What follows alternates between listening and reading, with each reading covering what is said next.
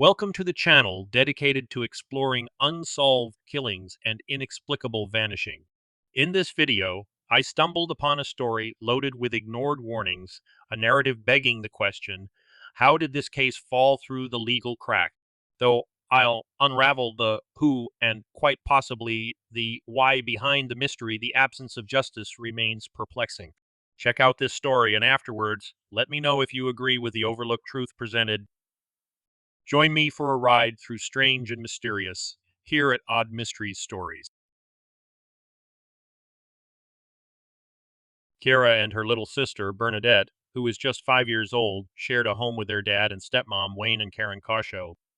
Their house was pretty close to where their stepmom worked, about 100 yards to reach the Hilltop Motel at 133 Summit Street, where Karen was the manager. Sounds convenient, right? Now, here's where things start to get interesting. Karen Coshow, in a chat with the local police, mentioned she and Keara headed to the motel one Thursday afternoon, around 1:30 or 1:45. Here's a scene. Keara is there, playing with an empty pop bottle right near the laundry room, just a kid enjoying her time, while Karen is busy pulling sheets from rooms number 6 and number 8. And yes, the laundry room door was wide open. But here comes the twist. Karen had to go back to their house real quick. She needed a passkey for another room. She said it took her about 5 minutes, but when she got back, Keara was nowhere in sight, and the laundry room door suddenly closed. Now, imagine Karen's panic as she rushes to get some towels from the laundry room, only to find she can't open the door due to smoke and flames billowing out. She races back home to call the fire department. But get this, it wasn't Karen who reported the fire. It was the foreman of a construction crew working nearby, and the call was made at 2:15 p.m. by two workers, Terry Sellers and Phil Harris. They tried to help but couldn't get through the overwhelming heat and smoke. Makes you wonder, doesn't it? What exactly happened in those critical minutes right after the fire started? The police and the Iowa State Fire Marshal Division have different stories from Karen. In the midst of this tragedy, the details matter. The scene firefighters encountered was heart-wrenching. A young girl, Keara, was found lying serenely as if asleep amidst the charred remains of the laundry room. Unbeknownst to Karen Coshow, this tragic scene held clues to a story that unfolded before the fire, revealing injuries to Keara that predated the flames. Curiosity arises when we consider the observations made by three witnesses who silently noted Karen's activities near the laundry room just before disaster struck. Adding layers to this complex situation, Karen provided varying accounts of the day's events. Initially, she claimed she was busy with chores away from the laundry room, only to later tell the Red Oak newspaper a different story, that Keara had been by her side within the laundry room itself. Inconsistencies continued as Karen explained her brief departure for an office errand, leaving Keara alone, only to return to a scene engulfed in flame. Her description of the smoke and flames paralleled the intense experiences shared by two construction workers, Terry and Phil, who responded to the crisis. Their efforts, witnessed by an onlooker, marked them as the true would-be rescuers in this unfortunate event. As we peel back the layers of this story, questions emerge about the moments leading up to the fire and the discrepancies in Karen's account of the events. What truly happened in that laundry room, and how do the pieces of this puzzle fit together? Let's keep these questions in mind as we seek clarity in the unsettling case of Keara Lee Coshow. This chapter of the story takes a deeper, more disturbing turn as we uncover Keara's prior experiences, further casting shadows of concern and sorrow. The local medical community was not unfamiliar with the little girl's plight. Her repeated hospital visits had raised alarming signals, pointing towards suspected child abuse at the hands of her stepmother. A particularly harrowing incident involved Keara suffering from severe caustic burns to both eyes, a result of contact with Draino crystals. This dangerous substance, which no toddler could access without assistance due to its childproof packaging, contains highly caustic components such as sodium hydroxide and aluminum, known for their destructive effects on organic matter. How is it that a stepmother can bold-face tell a medical professional that a 3-year-old mixed water with Draino and poured in her own eyes and not be arrested on the spot? The tragic consequences of this incident left Keara virtually blind, struggling with daily activities as simple as seeing silverware on her table, despite wearing prescribed glasses. The severity and suspicious nature of the incident did not go unnoticed. Dr. Rodman Smith, finding the circumstances around Keara's injuries dubious, escalated the situation to social services, ensuring a caseworker was assigned to delve deeper into the unsettling events surrounding the young girl's life. As we piece together Keara's story, each detail adds weight to a tale of undeniable distress and unanswered question. What were the circumstances that led to such tragic incidents in Keara's life? And how will this affect the unfolding narrative surrounding the mysterious fire? I am so troubled by the details around what happened to Keara during her short life that I need to share what happened in this deeply disturbing case. The narrative takes an even darker turn with further reports concerning Karen Koshow's treatment of her stepdaughters. Allegations surfaced of her habitually locking the young girls out of the house during the day, depriving them of basic needs such as access to the bathroom. This pattern of neglect and cruelty culminated in a distressing incident on July 11, 1979. On that summer day, locked out of their home and desperate, Keara, feeling the natural urge that any child her age would, communicated her need to use the bathroom. Despite Bernadette banging on the front door and their pleas, the door remained firmly shut by Karen, leaving Keara with no choice but to eventually soil her clothes. The eventual opening of the door was not out of concern, but rather timing, Karen's awareness of their father's imminent return home from work. The subsequent actions as reported are harrowing. In what was supposed to be a routine cleanup, and a bath turned into a nightmare. Karen, driven by anger at Keara's accident, subjected her to a violent shaking, an act of aggression witnessed by Keara's older sister Bernadette. This assault left Keara limp, devoid of any responsiveness or motor skills, completely in a state of vulnerability, worsened as she was left unable to support herself when Karen tossed her in the bathtub. Bernadette, at just 5 years old, found herself in a position no child should ever face, holding her younger sister's head above water to prevent her from drowning. The stepmother's response, wrapping the unresponsive Keara in a blanket, which showed a momentary acknowledgement of the gravity of the situation, yet her subsequent actions simply dressing Bernadette and putting her away in her room reflect a chilling detachment from the critical condition of her other stepdaughter, Keara.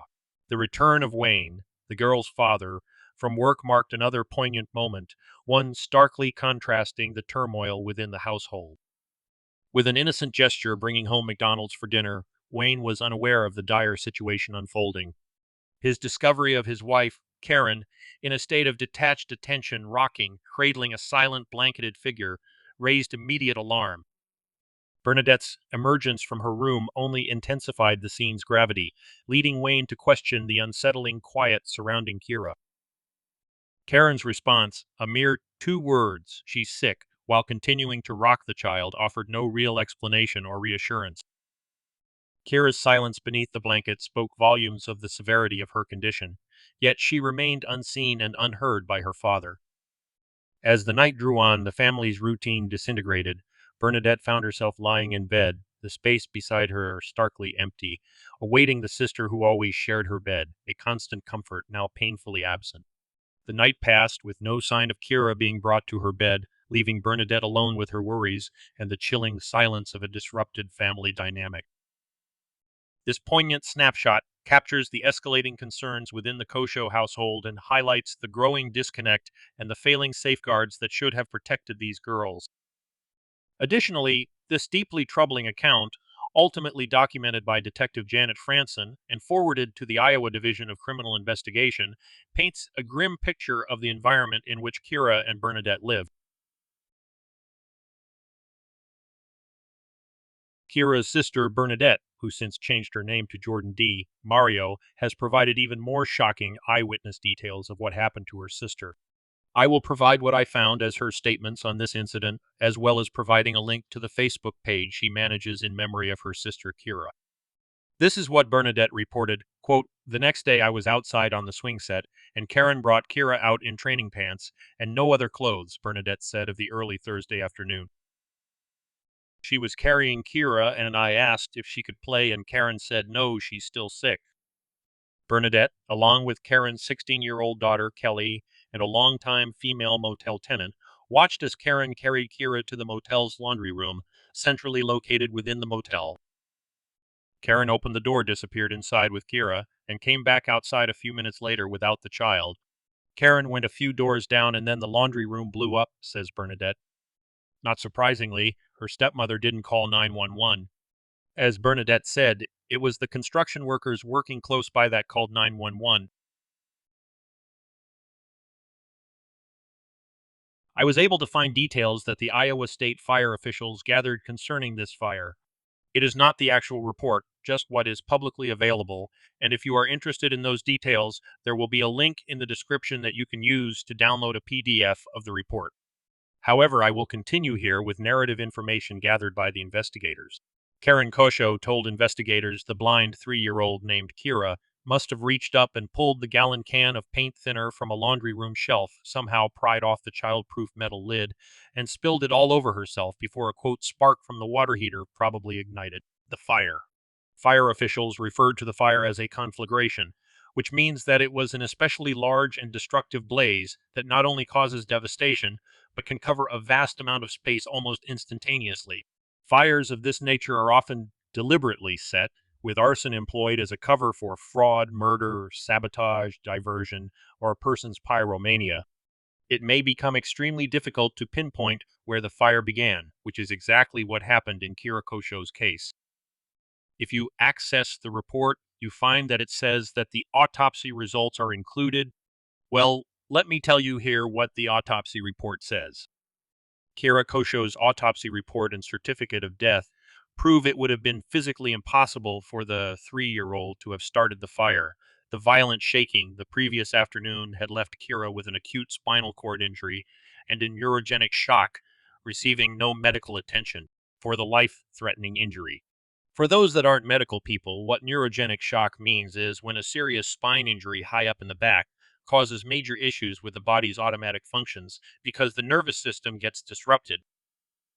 Medical examiner Dr. S. Rodman Smith ruled the official cause of death as, quote, neurogenic shock from Burns' entire body, as reported on certificate of death.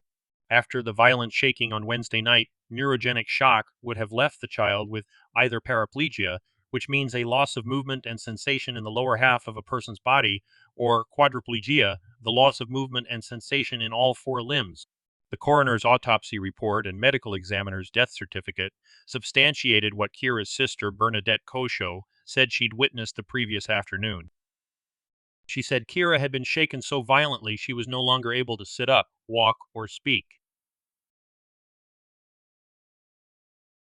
Keara Lee Coshow was born August 15, 1975, in Spooner, Wisconsin, to Wayne Coshow and Deborah Lee Bracklin Butler, a full-blood La Coudray Indian from Wisconsin. The parents later split up, and Wayne married Karen Parrott. While some reports state the father obtained custody of the girls, Miss Bracklin Butler said Wayne and Karen did not have custody and had moved away and taken the girls with them during one of the girls' visits. Keara had moved to Red Oak with her father and stepmother 2 years prior to the fire. In addition to her father and stepmother, Keara Lee was survived by her mother, Mrs. Deborah Lee Bracklin of Spooner, Wisconsin, along with 3 sisters, Bernadette, Heather, and Kedriane, back at home. Keara's biological mother, Deborah Lee Bracklin Butler, told Iowa Cold Cases in July 2016 that Karen and Wayne had kidnapped the 2 girls and did not have custody or approval to take them from her. She said search inquiries for her daughters were unanswered and minimized. Wayne's family, she said, kept their location secret and that she had no idea where they were living until learning about her daughter's death 1 month after the crime. Keara's biological mother said she got her daughter, Bernadette, back from Red Oak officials only after the Attorney General got involved, yet no one would admit foul play in Keara's death. Deborah L. Bracklin Butler said on August 27, 2016, quote, I am hoping this will not die and be forgotten. My heart breaks every day and every year from the time that Wayne and Karen kidnapped the girls. I tried and kept falling apart to get people to listen, to do something, to investigate. The day my daughter told me that some people have opened up concerns was overwhelming. I'm very thankful to Sandy Coshow, the girl's aunt, for collecting this information and documenting everything that happened. I am thankful for Jody Ewing and Janet Franson for waking up the media and pushing the issues that are and have been discovered. Karen's fire involvements apparently were of issue, even before she came into the Coshow picture. I remember hearing Ken Gerner telling Sandy that his ex-wife Karen was involved in something devious and illegal before the kidnapping of my children. I didn't have the opportunity, or maybe that was the least of my concerns at the time. I so want to have all the authorities to reopen this case, as they all should be ashamed for ignoring my kids' ongoing suffering. I want them to make my daughter's murder recognized as what it was and is, a murder to the first degree. I want to see Karen get the harshest sentence possible for everything she has done to everyone, harshest punishment for my children. If exhuming my Keara is what it takes, that is what should be done. Finally, I want my daughter to be taken away from Iowa and put to rest by my family. End quote of Deborah's statement. I was just made aware that Deborah Lee Butler, at age 69, passed away on January 10th of this year, 2024. If these aren't the words of a mother desperate to have justice done for her daughter, then I don't know what else to say. Here are the final details I could learn before closing out this video. In the following years, Karen Jean and Wayne Eugene Coshow remain married and together run Country Critters in Iowa. They have raised wolves, tarantulas, boas, lizard, and reptiles, and at one time had over 30 wolves. Since Keara's death, they have moved around frequently, having lived in Red Oak, Iowa, Macedonia, Iowa, Imogene, Iowa, Emerson, Iowa, and Essex, Iowa. I could not find their current location. Wayne Coshow's sister, Sandra, and Keara's sister, Bernadette, fully cooperated in the very brief 2007 investigation and said they were willing to make themselves available for interviews with the appropriate investigating agency or agency. Instead, the case quietly faded away. Keara's aunt, Sandra Coshow, died in July 2013 after a brave fight with cancer. If you have any information about 3-year-old Keara Lee Coshow's unsolved murder, I will include contact information that I could find in the description below. Lastly, I was able to find a petition on change.org dated July 2016 that was closed after 720 supporters had signed the petition. I will also include links to that, along with a Facebook page that Bernadette operates in memory of her sister. As I close out this video, please remember it is never too late to reopen this case. There is no statute of limitations on the crime of murder. May you, young Keara, rest in eternal peace. Thank you for watching this video. I hope you enjoyed this video and are enjoying the videos on my channel. My name is Vince, and if possible, please like, comment, and subscribe to my channel. I'll be posting new videos at least once a week. Clicking the little bell will send you a notification when a new video is posted. In the meantime, I invite you to watch one of my other 2 videos on your screen. Thank you.